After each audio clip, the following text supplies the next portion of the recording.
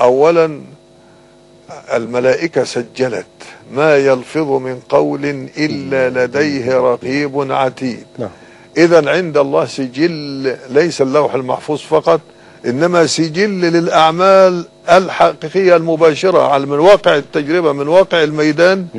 الرسل كتبت ما يلفظ من قول بلى ورسلنا لديهم يكتبون. هذه أولا. فممكن يأتي بهذه الصحائف ويسأل ويتخذ القرار. الله عز وجل يريد أن يكون العدل مطلقا في هذا اليوم. فيأتي بشهود أخر، فيأتي بالأرض.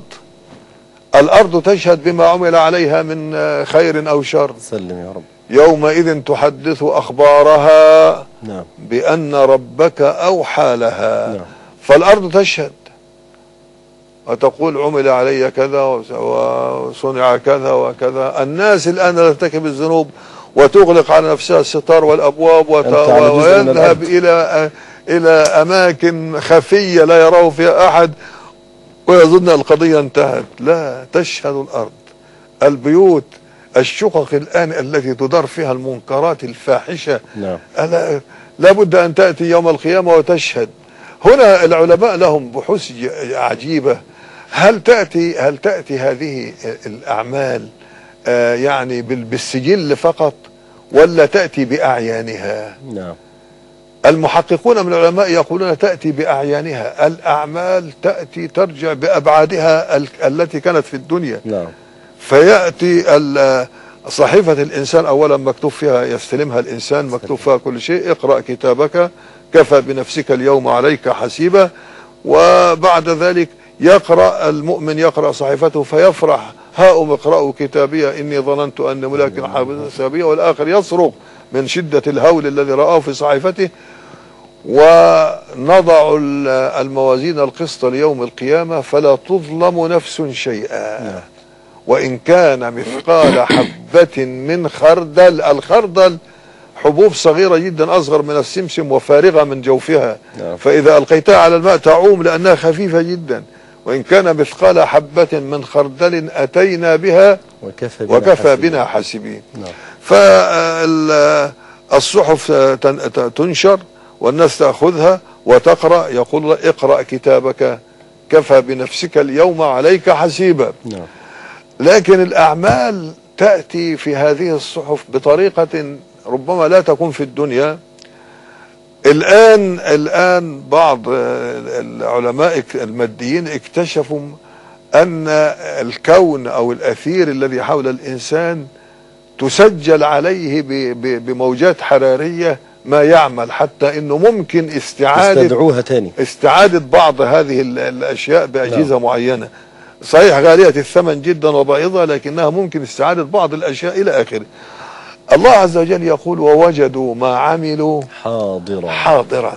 العلماء اخذوا من هذا ان الاشياء والأعمال تأتي بأعيانها يوم القيامة، فلا يستطيع الإنسان أن ينكر إطلاقا يرى نفسه وهو يفعل. هذه ليست صورة وليس مثلا شريط كالفيديو، لا، هذه الأعمال بنفسها بأبعادها بمناخها بالجو الذي فهذه فضيحة بالغة تجعل الإنسان يذوب خجلا.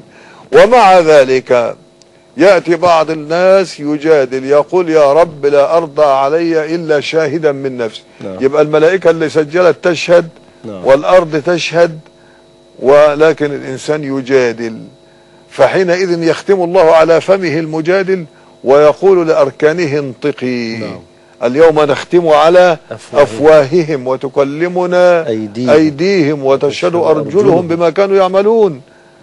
هذا حتى إذا ما جاءوا شهد عليهم سمعهم وأبصارهم وجلودهم بما كانوا يعملون. وقالوا لجلودهم لما شهدتم علينا. الناس بعد أن رد إليهم النطق يلوم، يقول تبا تبا لكم أنا كنت أدافع عنكن. فقالوا ولجلودهم لما شهدتم علينا قالوا أنطقنا الله الذي أنطق كل شيء وهو الله يقول وهو خلقكم أول مرة وإليه ترجعون وما كنتم تستترون. ما فائدة الاستتار؟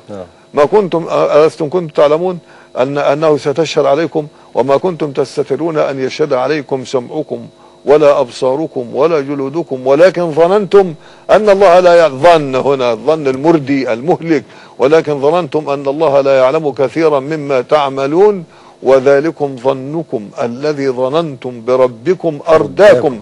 الظن بأن الله يجهل وأنه لا يعلم، وأن بعض الفرق من المسلمين عميت وقالت إن الله لا يعلم إلا الكليات، لا يعلم الجزئيات، مع أن الله يقول وما يعزب.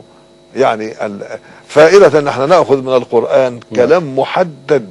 بعض الفرق أثارت نفاة القدر وغيرهم أثاروا جدلا طويلا في أن الله يعلم الكليات ولا يعلم الجزئيات التفصيلية، مع أن الله يقول في كتابه بأفصح عبارة وما يعزب عن ربك من مثقال ذرة في الأرض ولا في السماء ولا أصغر من الذرة من ذلك ولا أكبر إلا في كتاب مبين.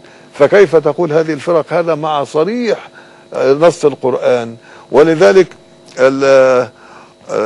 لما يوضع الكتاب ترى المجرمين مشفقين مما فيه ويقولون يا ويلتنا يا ويلتنا، يصرخهم. يقول الله تعالى لهم في آيات أخرى لا تدعوا اليوم ثبورا واحدا. ثبور يعني الهلاك. لا تدعوا على أنفسكم بالثبور الواحد، ادعوا بالثبور الكثير، لأن هذا يوم الفصل. ضيعتم فرصتكم في الدنيا، ضيعتم الفرصة العظيمة في دار العمل والتكليف، وهذه دار الجزاء والحساب. فلذلك يقول وقالوا يا ويلنا ما لهذا الكتاب لا يغادر صغيرة ولا كبيرة إلا أحصاها. نفس ووجدوا ما عملوا حاضرا بالأعيان، ووجدوا ما عملوا حاضرا ولا يظلم ربك أحدا سبحانه وتعالى. وإن كان مثقال حبة من خردل أتينا بها. إن الله لا يظلم مثقال ذرة، مثقال ولا أدنى من الذرة. إذن